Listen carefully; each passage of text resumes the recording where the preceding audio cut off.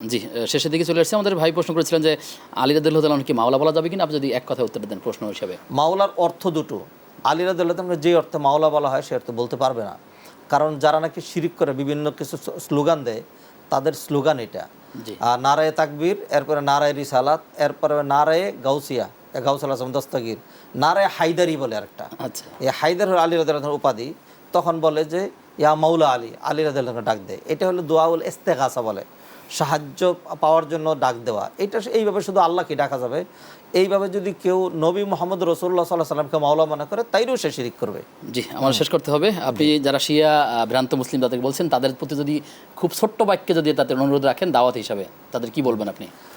আল্লাহ সুবহানাহু ওয়া তাআলা একটা কমপ্লিট দিন ধর্ম দিয়েছেন নবী যেমন আলিয়াউমা আকমালতু লাকুম দীনাকুম। নবীজি যেই ধর্মের উপরে রেখে গিয়েছেন সেইখানে ফিরে আসা, এবং সেই ধর্মের উপরে তারা যাদেরকে ভালোবাসা দেখাচ্ছেন, হাসান হোসেন আলী রাদিয়াল্লাহু তাআলা আনহু, তারাও কিন্তু ওই ধর্মের উপরে ছিলেন। তারা যেই আদর্শটা রেখে গিয়েছেন সেই আদর্শটা যদি অনুসরণ করেন তাহলেই আশা করি তারা। আল্লাহ তাআলা আমাদেরকে পরিপূর্ণভাবে কোরআন এবং সুন্নাহর উপরে থাকার তৌফিক দান করুন। মোহতারাম, শেষ করতে হচ্ছে। আপনাকে আবারও ধন্যবাদ জানিয়ে আপনার থেকে বিদায় নিচ্ছি। জাযাকাল্লাহু খাইরান। বারাকাল্লাহু ফিকুম। প্রিয় দর্শক, আপনারা দেখছিলেন ইসলামী জীবন ও জিজ্ঞাসা। আমরা আলোচনা করছিলাম শিয়া এবং সুন্নিদের বিষয়গুলো নিয়ে।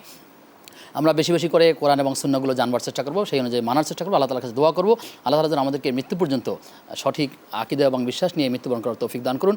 আল্লাহ তাআলা আমাদেরকে সেভাবেই চলবার তৌফিক দান করুন। প্রত্যেকটা পরিবারকে দ্বীনী পরিবার হিসেবে গঠন করার তৌফিক দান করুন।